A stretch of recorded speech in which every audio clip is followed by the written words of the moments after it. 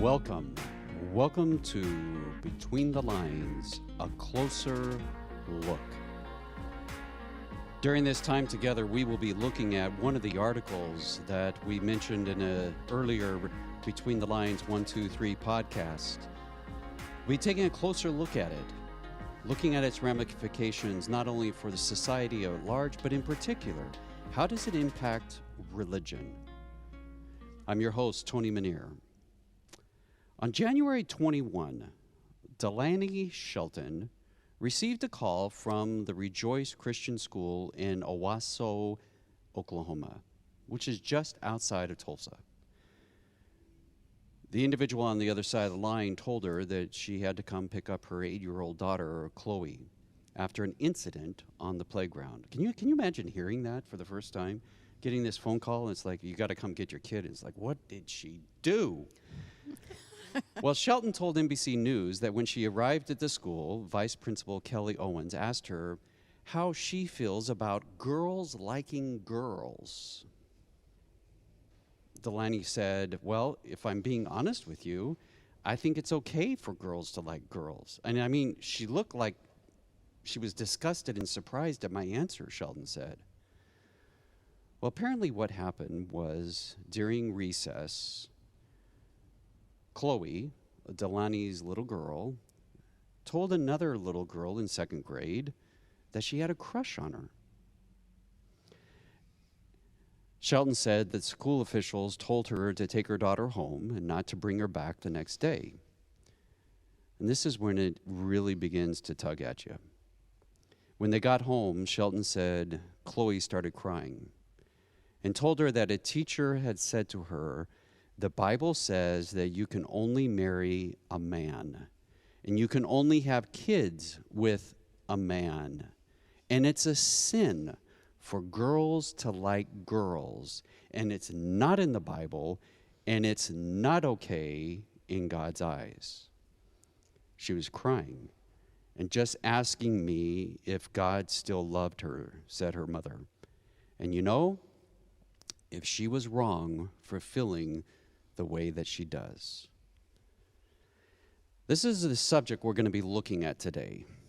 And as we start and continue as far as introducing the rest of our team and our guest, we're going to turn to Charity. Charity, I want to ask you two questions. But first of all, if individuals who are watching live with us right now, how can they ask us questions? So we have a comment section on Facebook Live and YouTube Live. They can put comments or questions in there, and we'll bring it into the discussion.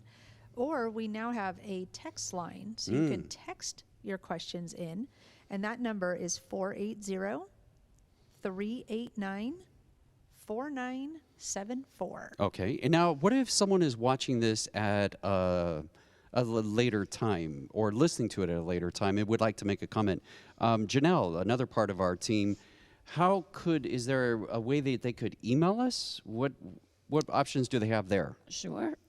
Excuse me. They could email media@beatitudeschurch.org. Okay. And we can get a response right away.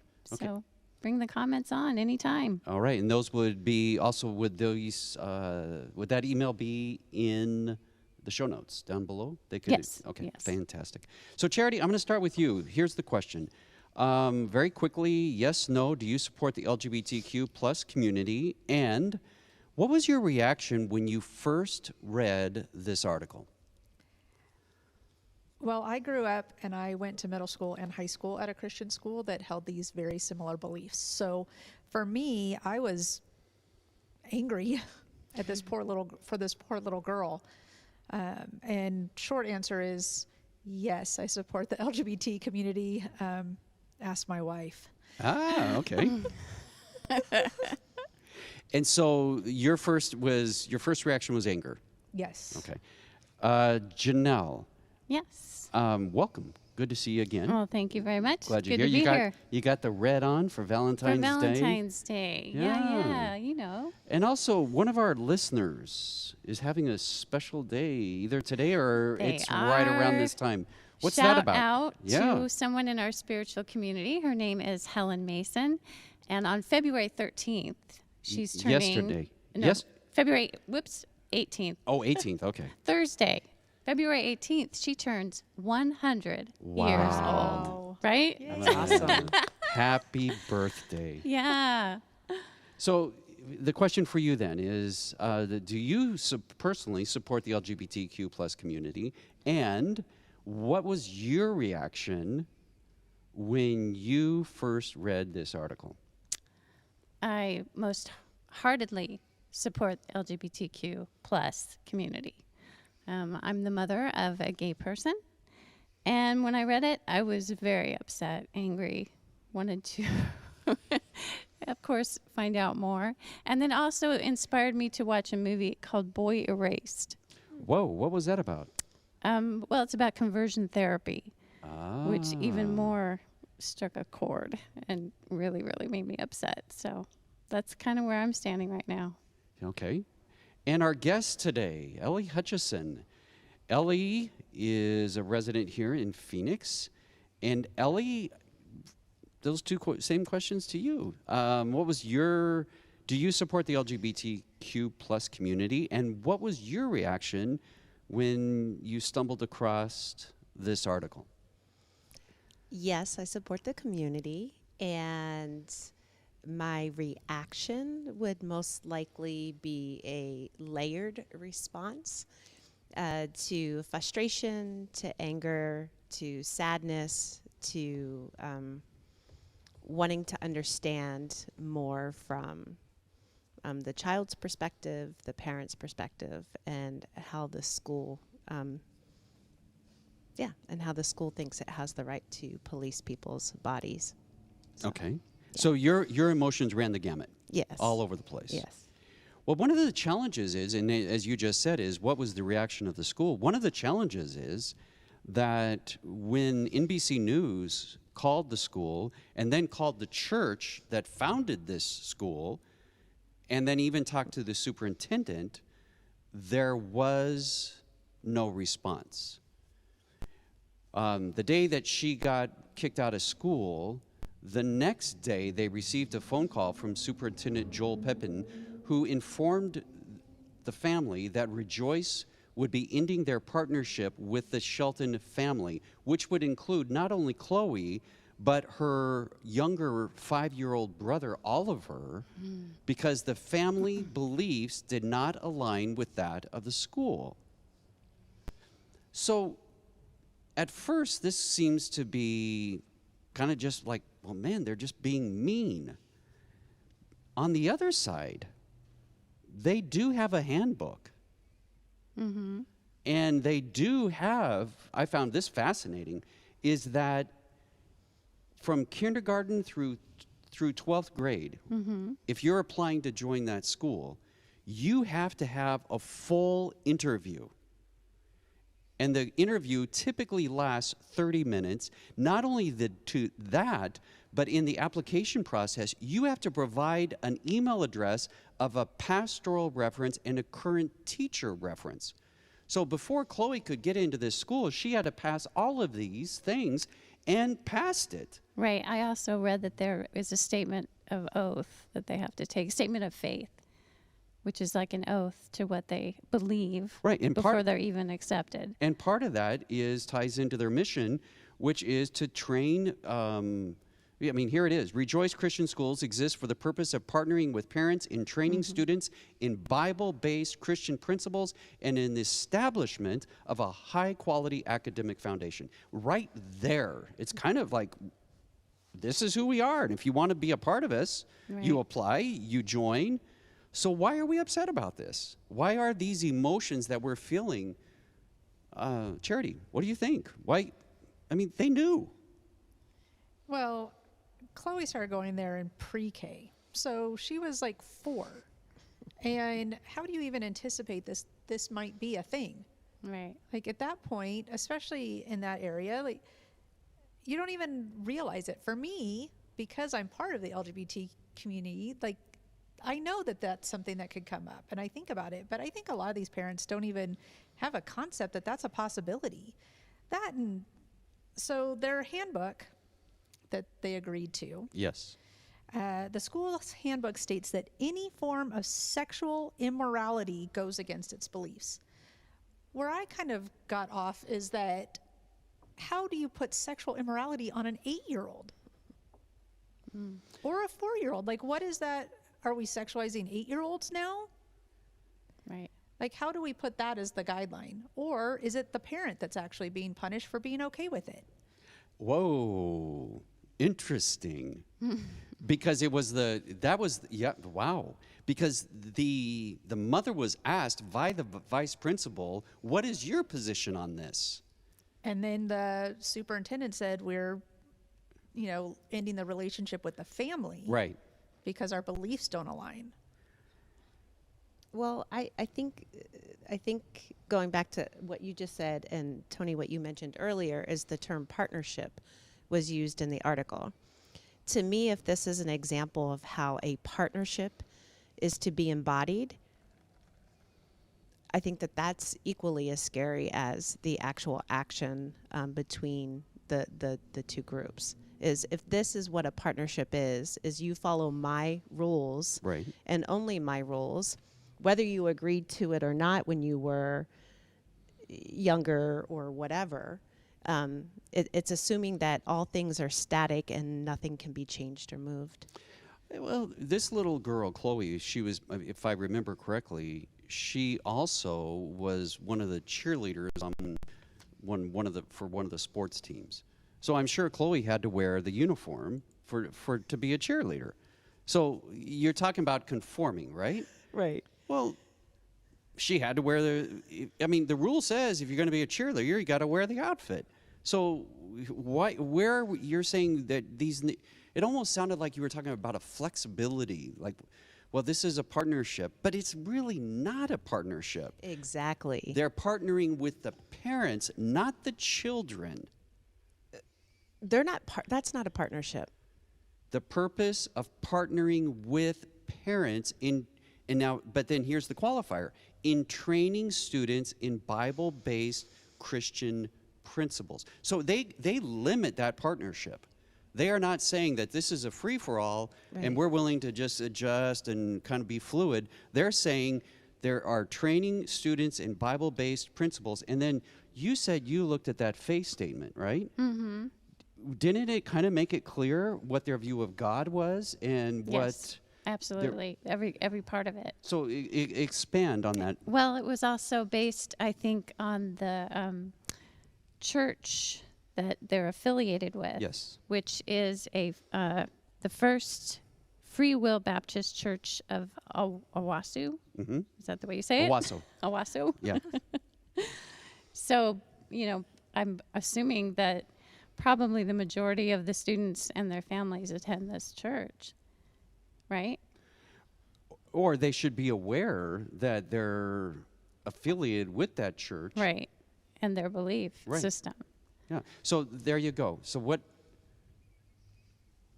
do you think now? You're saying this partnership. It's not a partnership. But it's a partnership with the parents. But that's not what a partnership looks like. Mm-hmm. That partnership, the way it's being described, is as if you don't follow my rules, then this ends. To me, a partnership means that you are a part of something, and that just because something doesn't go your way doesn't mean that you end it. It means that you become more open to dialogue, to explore things than saying if it's my way or the highway. Like we all have our parents who are like, if you don't follow the rules, Right. Mm-hmm. I brought you into this world, I can take you out, Right. Claire Huxtable.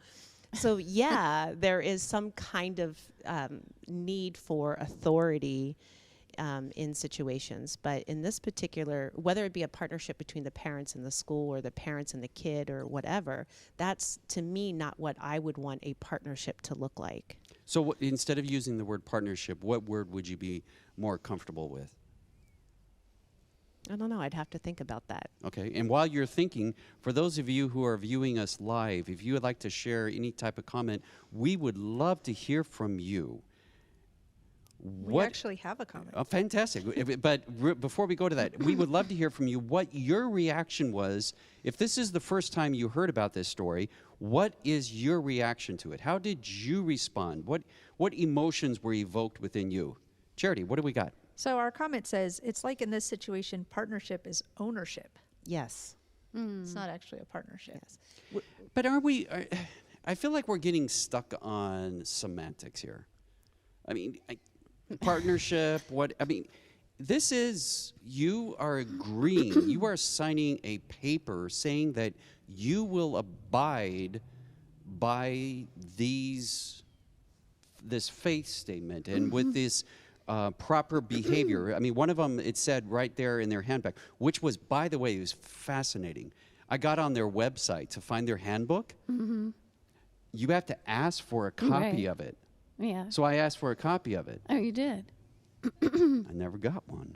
NBC News asked for one, and they never got one. So instead, let me clarify here. Yes. I think it's CNN.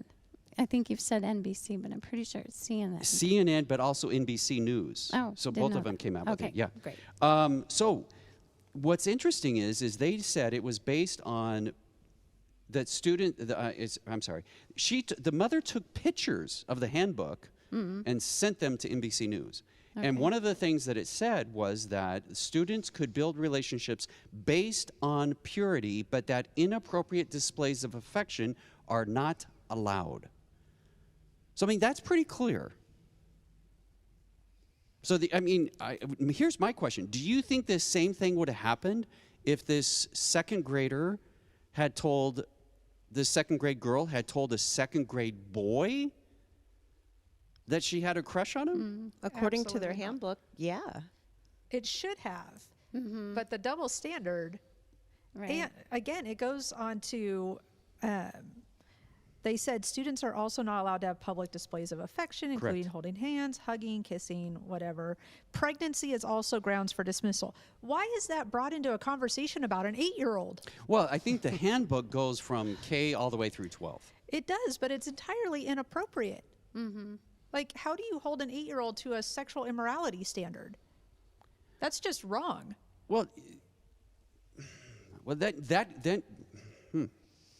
Janelle, while I'm gathering my thoughts, what was your reaction to Charity's question? I agree with what she said. I probably think they need to make a distinction between grade school, middle school, and high school, and maybe have 3 different handbooks. I mean, it is kind of ridiculous. Well, But it also says professing to be homosexual or bisexual is in their handbook. But that child, I don't think she even understood what that Right. was. At that age. Like at 8 years old, a crush can be a best friend. It's Right. just when you develop more of a closeness with someone. This isn't developmentally, at Yep. 8 years old, she's not developmentally able to make that distinction. well, but 2 things on that one. First of all, her mother had talked to her about this issue ahead of time. So apparently her mother was okay with her daughter. It doesn't sound like her mother was surprised. The second thing, though, that I found was I Googled at what age do kids begin to understand their sexual orientation. And one article I read talked about watching children play and the toys that they choose to play with at a very early age can be an indicator. They started this study back in the 1970s and moved forward. Now, there's those who have debated it and said it's not legit because of some of these other factors. It's not legit because sexual orientation and gender identity are 2 entirely different things. Yes. And what toys kids play with is a gender identity expression, not a sexual orientation expression. And a social construct. Yes, So, absolutely. Like, if I can go back, I think that my approach to things, and I didn't share this in my introduction of who I am, but so much of my theology as an aspiring pastor or whatever is guided by queer theology. And so Can you explain that for our listeners? yeah, and so the definition that I would have here is that queer theology is not simply about the apologetics for the inclusion of sexual and gender minorities in Christianity, but about the visions of the socio-political transformation that alter practices of distinction, harming gender and sexual minorities, as well as many other minoritized populations. And so thinking about why I was pushing back on the term partnership is because I think queering something is to view something differently. I think looking at gender identity and sexual expression as if you can say what toys somebody plays with at a certain age, I think that those are social constructs. Those are things that we need, that we put in order, that some people put in order to try to make sense of the unknown. Well, the only thing is, the article that I read seemed to say that children who played, like a male child who played with toys that would be stereotypical, typical of girls. Such as? Dolls. And why? That's not in the article. I'm just saying that's the article says that by studying this back in the 70s and then tracing them through, that the small percentage of individuals who did play with toys that were not typically gender to them, that they ended up being either gay or lesbian. And so, again, but there's a lot of questions around that. Here's the other one, though, going back to what you said earlier, though, Charity, is knowing one's sexual orientation, whether straight or gay, is often something that kids or teens recognize with little doubt from a very young age. Some gay teens say they had same-sex crushes in childhood, just as their heterosexual peers had opposite-sex crushes. It's also important to realize that first crushes don't happen in the teen years, according to specialists. You should be ready for your child's first crush when they are about 5 or 6 years old. So, I mean, that says that this girl,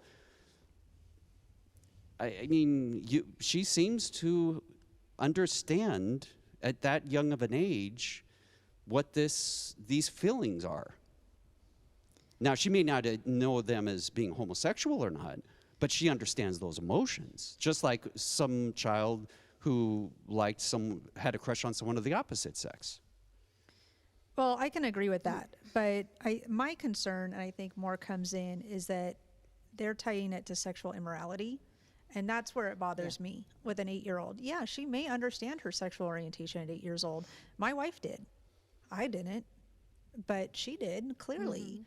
And so I think that that's possible, but we're also arguing with a group of people that say that sex ed should not happen in elementary school because it's inappropriate, yet then, tell their, best friend when they're pregnant, I hope you have a boy so that they can get married when they're older. Like, they're not even born yet. So this is a group of people that have these really conflicting things.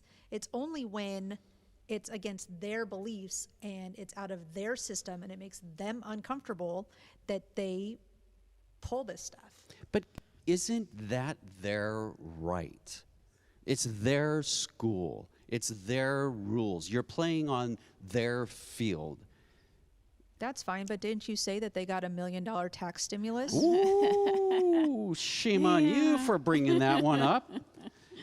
Paul Castile, an attorney and student rights strategist at Lambda Legal, an LGBTQ legal advocacy group, said private religious schools are governed by slightly different standards than public schools and could be exempt from some federal non-discrimination protections, even if they receive federal funding. In fact, Rejoice received over $1 million in April through the federal government's Paycheck Protection Program for COVID relief. In addition, Oklahoma's non-discrimination laws do not, I repeat, do not include LGBTQ people. So they were well within their rights to do what they did legally. Mm. So how do you respond to that, Janelle? Well, I also want to add that this mother, they spent $8,500 to get that kid in that school. Yes. So that wasn't something you do lightly. Well, I don't know how rich they were, but I think, I keep pulling back thinking they signed up for this. Right. And again, if it's on their playing field, how can we hold, why should we blame them? Help me understand that, Ellie. Well, kind of going back a little bit to what Charity said is the lack of education around sex in general, right? Even our biological changes in schools. And there's even really harsh bills that are trying to be pushed through in the Arizona legislature this spring in regards to sexual education and identity and stuff, sexual identity amongst students. So I think that, yes, it was an agreement by both the school and the parents when your child goes in at pre-K, but kudos to the mom for being able to have these conversations with her 8-year-old, and so where she wasn't caught off guard, and she was able to nurture her child through this. And so I think, unfortunately or fortunately, agreements change. And they change because things around us aren't static. And so for me, I was more or less upset that about the article. It's upsetting that she was expelled, of course, but for me, the overarching power and authority that is given to charter schools and parochial schools is astronomical. And I'm a teacher, and it is incredibly upsetting, the power that is given and under the auspice of education, when in reality, children aren't being educated. Wait, well, two things there, but before I go back to that one, I'm going to go back to your very first comment was the idea of what you said as far as the role of the parent. And Charity kind of hinted at this also at the very beginning, when Charity said that a lot of parents are surprised. And one of the things that I did read, and I'd ask you to elaborate on this, Charity, is that this one article said parents should be open to the possibility that their child will be LGBTQ from the get-go. Even though it's a small percentage of human beings that end up being LGBTQ, they're saying that every parent should at least consider and think about it. Would you agree with that? Yes. Why? I think that when kids grow up in an opportunity to explore whatever they want to be or whatever they are on their own, not even a desire, but whatever they are, that they grow up healthier and more confident. So in all this, I found, and it's on a website called Pink News out of the UK, and it's, so I wouldn't say it's some great scholarly source. It was actually kind of a fun little article, but it said this viral tweet shows it's actually straight people who force their sexuality on kids. And that comes with it says straight people. Gay people are forcing their sexuality onto our children. Straight people to a 5-year-old boy talking to a girl. Is that your girlfriend? And so I think that when we take that out, it's the same thing as having, I have teenagers and they don't know if they want kids.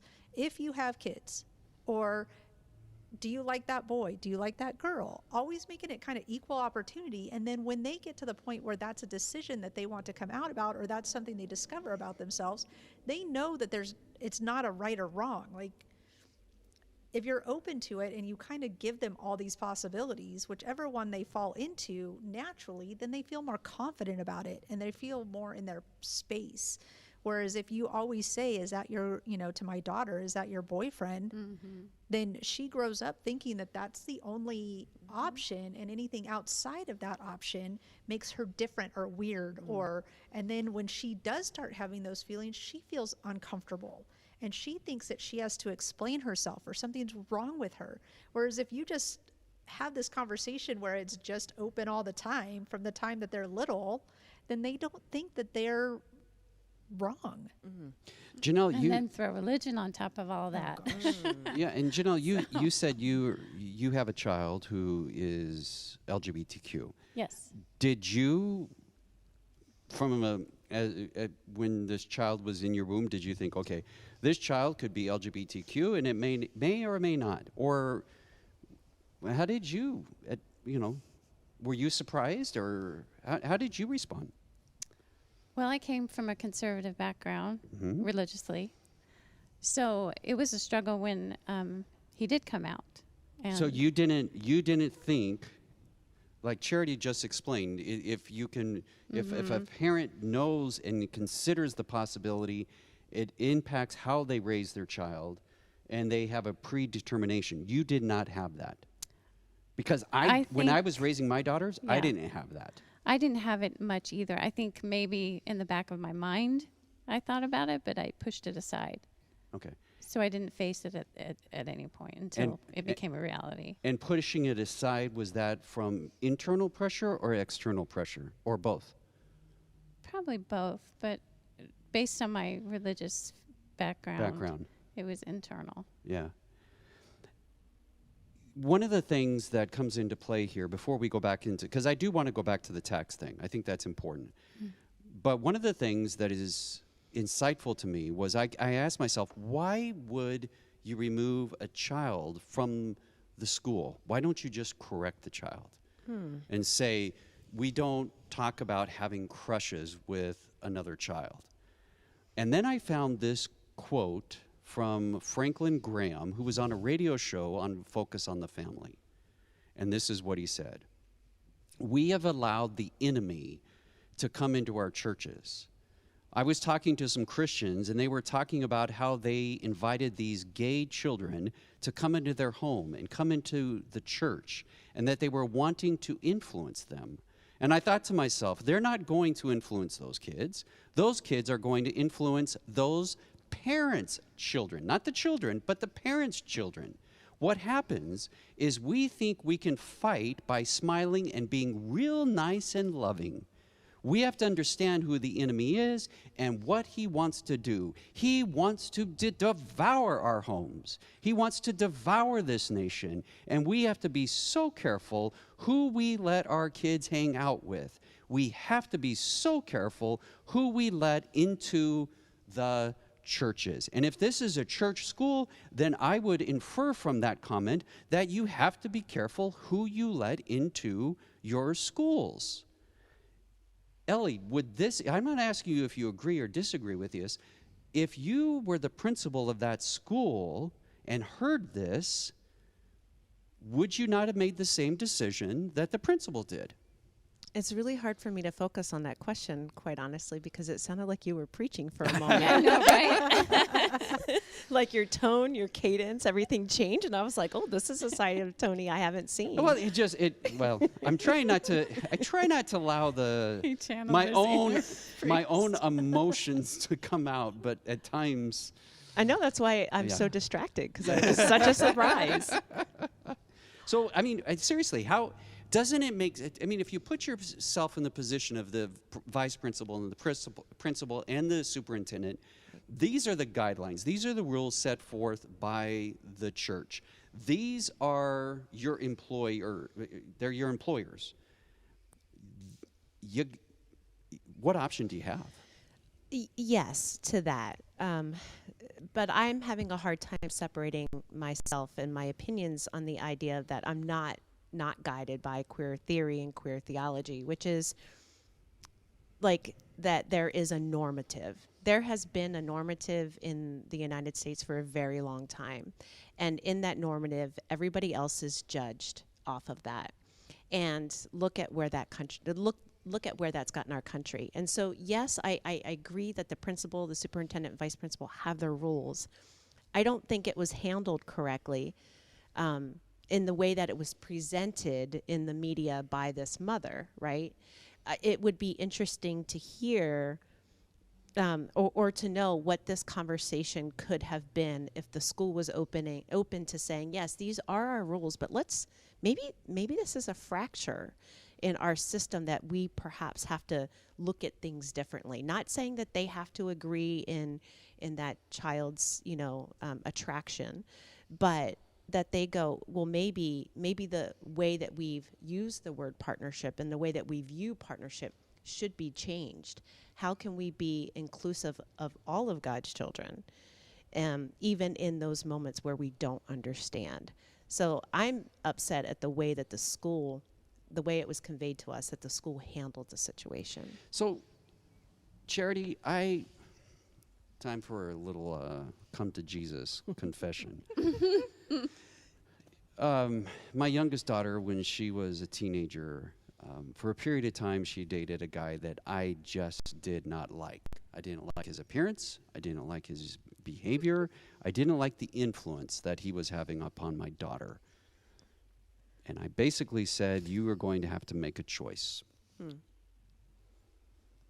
So if I did that, how is that any different than what Franklin Graham just said about the LGBTQ community and children?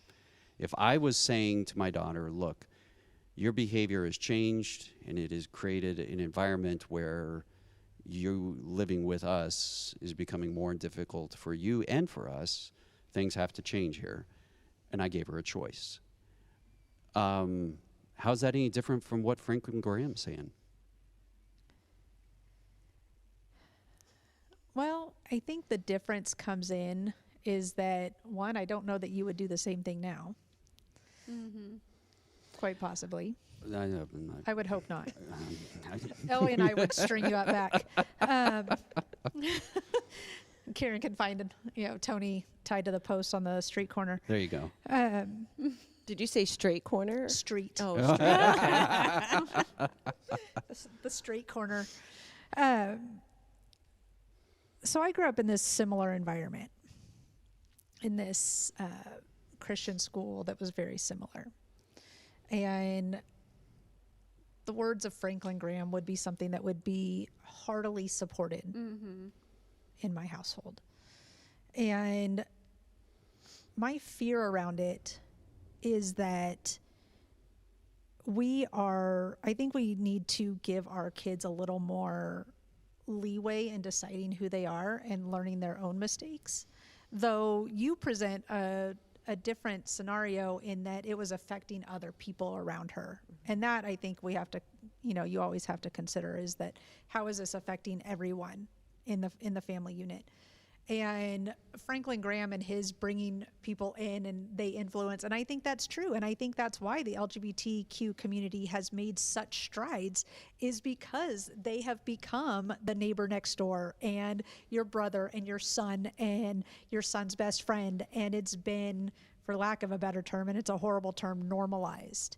And that is why those rights and the movement for the LGBTQ community has moved so far so fast, is because it has been that. It's been exactly what Franklin Graham said.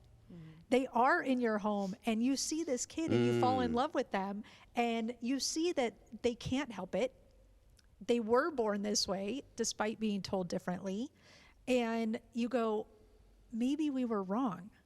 Maybe it's not a choice. Wow. And so Franklin Graham is trying to prevent that eye-opening moment by keeping them out. And that's how I was raised. I didn't come out till I was 35 because I didn't know. And it was like a light turned on. It wasn't that I was hiding it or trying not to tell anybody. I was the last one to know. And because I came from this family that nothing was allowed in. I wasn't allowed to hang out with anyone. I tried to go on a date once and the guy had to come with me to my dad's softball game. And my mom's like, you're not allowed to go out with him. I don't think church is important enough to him.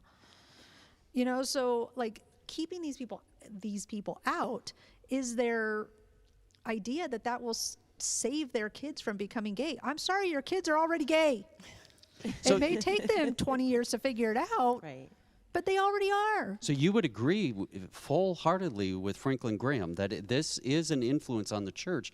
Your problem would be is rather than trying to cloister themselves away from it, you better wake up to it. Yes. Okay. So Janelle, I got a question for you. Yeah. Going back to this whole text exempt, because it's becoming more and more of an issue. And I think it will be even more so. And it's very much tied to the whole idea of religious freedom. The Texas Democrat, this is back in 2015, 2016, when Beto O'Rourke was asked by CNN anchor Don Lemon at a 2020 candidates forum on LGBTQ issues. He asked him, do you think religious institutions like colleges, churches, charities should lose their tax-exempt status if they oppose same-sex marriage? And Beto O'Rourke said yes. Wow. What is your thoughts on And that? tell me again what their political affiliation is. Beto O'Rourke, Democrat.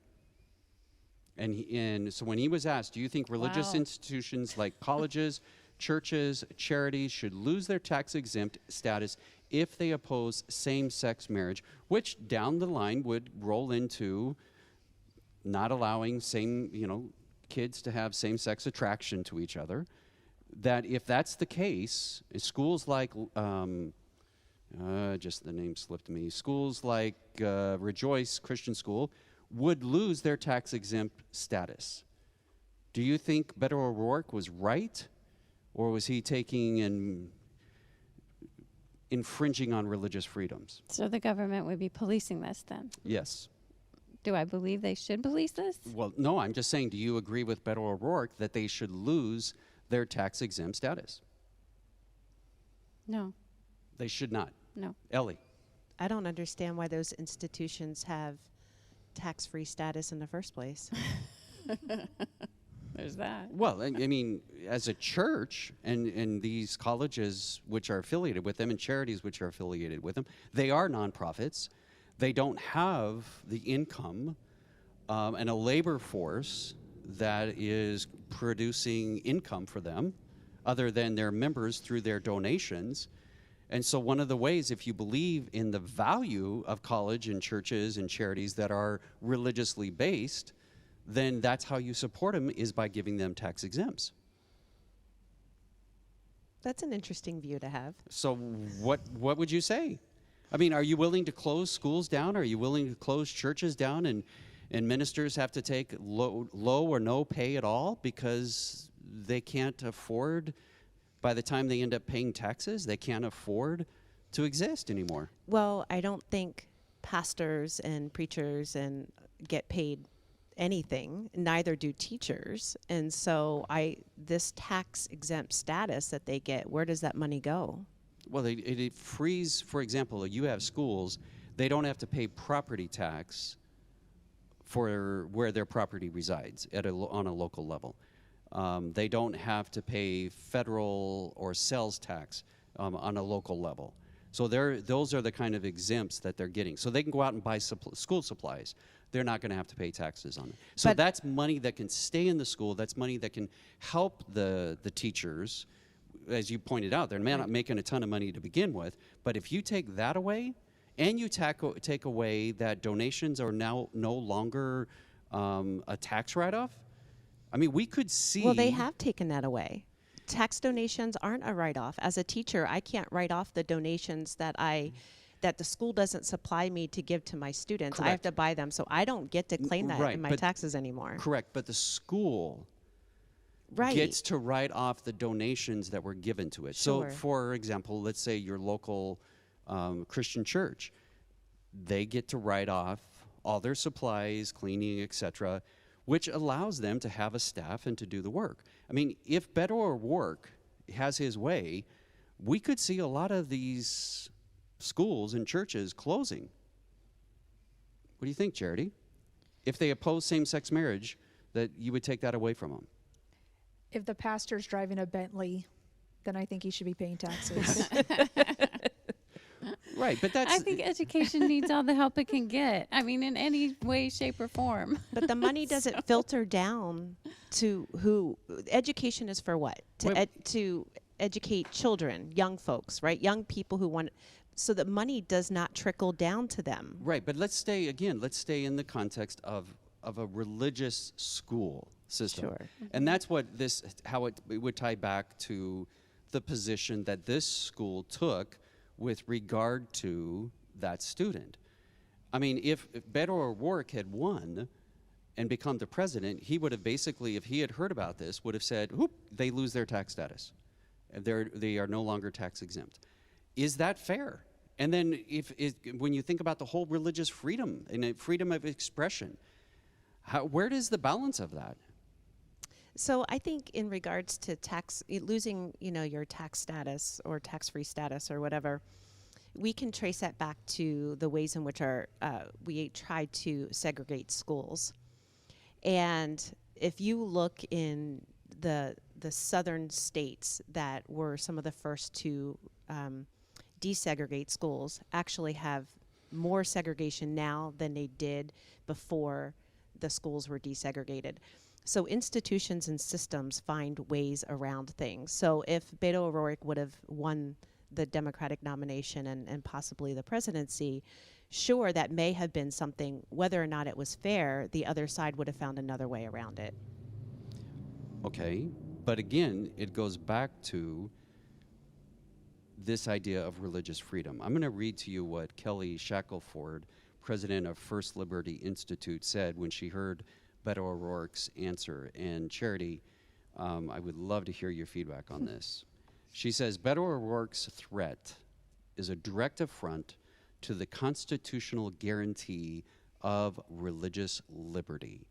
So does a school, if they take a position against the LGBTQ plus community, and the school takes that position, if you were to remove their tax-exempt status, you are threatening their religious liberty. So this religious liberty defense that we've seen a lot of lately, religious liberty and our freedom of religion and how we were founded is based on the fact that we have the freedom to practice our own religion the way we want to. And that's fine. But what they are trying to do, and this is largely a right-wing situation, is force me to follow their religious beliefs, which takes away my religious liberty because they're trying to put their religious ideals on me. So we talked a lot about when gay marriage was legalized by the Supreme Court, right? And that lady in whatever state that was, she refused to write marriage certificate or marriage licenses. And she said it was her religious freedom, and they all celebrated her.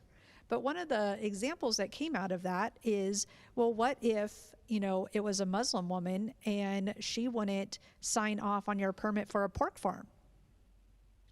That wouldn't go over. Why is it only this evangelical Christian belief system that is allowed to have religious liberty and religious freedom and make choices against everybody? But if anyone else did, then they would again say, you're attacking my religious freedom. They have this issue with, like Ellie said, finding a way around every single argument in order to benefit themselves. Right. So, Janelle, I'm going to, again, please understand, if you're viewing this or listening to this, my role here as moderator is not to share with you my ideas or necessarily my opinions. But I'm going to go off of what Charity just shared with us. Uh-huh. And she said this is coming from the right in the evangelicals. We know that there is a growing percentage of individuals who are claiming to be unaffiliated with any religion. I believe it's anywhere from 20 to 25%, and that number is growing. Right. What about if we were to come down and say, yeah, let's remove the tax-exempt status from these individuals who speak out against the LGBTQ plus community? Mm-hmm. Well, what happens if 50, 60% of Americans in the next 30, 40 years are humanists, they're atheists? Mm-hmm. And they look and they see what churches are doing in teaching their children, either through school or their Sunday schools or their synagogues or their mosque, that they're teaching them to believe things that might make their children more prone to conspiracy theories. And so you know what we need to do? We need to stop that, because that is hurting the future of our country and our world. So we will no longer allow churches any type of tax exemption or any type of benefit, and we may actually discourage them from having any of those freedoms. So if you open the door against one side, should we be concerned that down the line it might come back and bite the liberal side? Right. I don't think you can make blanket statement at all. I think religious freedom is what it is. All right, Ellie? No matter what. Ellie? Ellie, what? What would you say? I mean, what happens if we say that the LGBTQ plus community, if the evangelicals or whatever we're calling the right side, that if they are allowed to, if they discriminate against them, that we somehow as a society will punish them. What happens if you open that door down the line if there is a group of individuals who are dominant in our society, who are atheists or humanists, and are saying basically, you know what, this whole God idea, it's really making us a really dumb country, open to conspiracy theories, and not helping us become the best that we could be as a country. What do you do? I mean, if you see what I'm saying, you open the door on one side, could it swing back and hit you in the other? Well, so queer theory and queer theology for me isn't just to support my belief. It is the actual deconstruction of what is normalized. So whatever becomes normal at that time, I would want to use my practices to question what is normal and why it's normal. And I would do that first by centering those that are most impacted by the decisions being made. Who is being harmed? How are they being harmed? And how is it continuing we can go back to Paulo Freire's, the pedagogy of the oppressed. The oppressors become the oppressed. So how, using queer theory and queer theology, would I always want to push back on what becomes normative, who gets harmed in those situations? And so the pendulum swings. Our history has demonstrated that since the beginning of time. The Bible has many pendulum swings, the Quran and some other religious texts. And so I feel like to be our best, better versions of ourselves, we must always question what is being taught to us, conspiracy theories or not, and who's harmed in that. So that's my response. Well, our time is drawing to an end, so I would like to just go quickly around the table and ask for any closing thoughts or ideas. Charity, we'll start with you. I guess my thought, and we didn't really touch on it a lot, actually almost none, and I think that we need to look at, and kind of to Ellie's point, the damage done to the individual. And in particular, you're talking Chloe. Second grader. I'm talking Chloe, the second grader, who was, sequestered in the vice principal's office for hours. And then her mother was called. And then she was told, what was it? You can only have kids with a man, so you can only, marry a man. Yes. Yeah. And you can only have kids with a man, which puts the whole purpose of a woman liking someone at all in procreation and duty.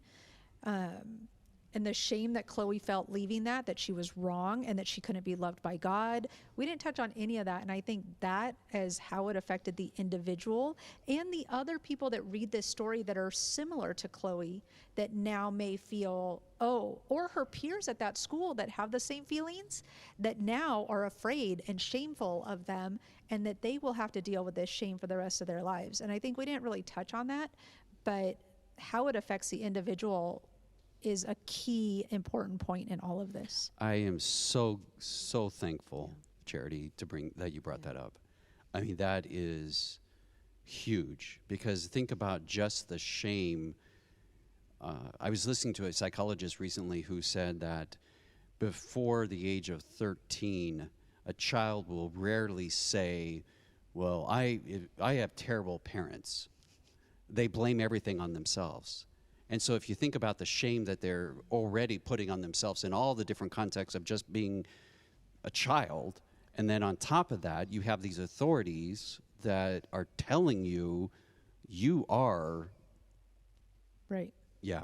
And the brother too, right? Yes. Because the Yes. brother, now, so it caused internal family conflict. Yes. Strife. Yeah, and think about how does that 5-year-old understand that? Right. Yeah, and Ellie, closing thoughts. I would like to say that I don't think that we can think about this idea of religious liberty or religious freedom without also wondering what the political and economic potential is behind the term. Ooh, look at you go. Yeah, you're right. But I'm a poor, queer, single, white woman mother, you know, so I'm always going to come at it from the perspective is how are the larger claims to something going to harm my black son. Yeah, so when you raise, I mean, that's so, dang, that was good. So if you fly the flag of religious liberty, look behind, not the person who's actually waving the flag, Right. look behind and see who's behind the person waving the flag. Yep. Who made the flag? How much they were paid for How making the much they were flag. paid? Yeah. Do they know what they were making the flag for? Yeah. Janelle, closing thoughts. Help me out here. Oh, you need help? Yo, big time. Want a Poor Snickers? guy. No, I'm actually I think, behaved myself today. You have been, considering your company has all been a panel of women. It's wonderful. I think I'm just thinking about it this morning. I just am so, I don't know, disgruntled, frustrated that it's just all about identity. Mm. And that, you know, if we ever discovered there was life on another planet, we would all just be human real fast. Mm. And so just to get so caught up and so divisive about identity, that's really what kind of upsets me, I guess. Wow. I never thought of that idea. That if there was another ETs or came into and we became aware Right. of or visited us. They're not going to care if All we're of a sudden- LGBTQ, straight, male, female. We're Christian, just all human. Muslim, they're just all Homo sapiens down there. Yes. Wow. Well, here's my parting thought. Shame on you, Tony. Just shame on you. And I know between the lines, a closer look. This is our only second one. But I put this together. And I didn't invite one evangelical to be part of this panel. Shame on me. Shame, shame, shame. Because how are we going to grow? How are we going to learn if we can't have these discussions with other people? And I just assumed that because I read this stuff that I knew what they were thinking, what they were talking about. And I think it just made me realize in listening to our discussion that if we're going to move forward, we've got to listen to the other voices directly, not indirectly, secondarily. Develop a healthy partnership. Yeah, yeah, a healthy partnership. Awesome. Yes. And love the way you brought that around. Continue to smack me in the head. I appreciate it. Well, to your credit, you do bring people on that do have Absolutely. that background and grew up in those environments. And I did as too. Janelle and I Right. both, and you. Yeah, and I did also. But at the same time, that is an area that I think that here at Between the Lines, a closer look, that we could do better, that we need to work on. And I do want to thank the Church of the Beatitudes. Church of the Beatitudes sponsors this. They are the ones who allow us to put this together. And so we thank you for joining us. If you watch us live, thank you. If you are going to be listening to this at a later time, please, we would love to hear your feedback. Again, you can get a hold of us through email at media@beatitudeschurch.org. Happy Valentine's Day. Enjoy the rest of this week. And now my partners are laughing at me because I said Valentine's. I know. I was just noticing. It works. We all knew what you were saying. Take care. Stay safe. Bye.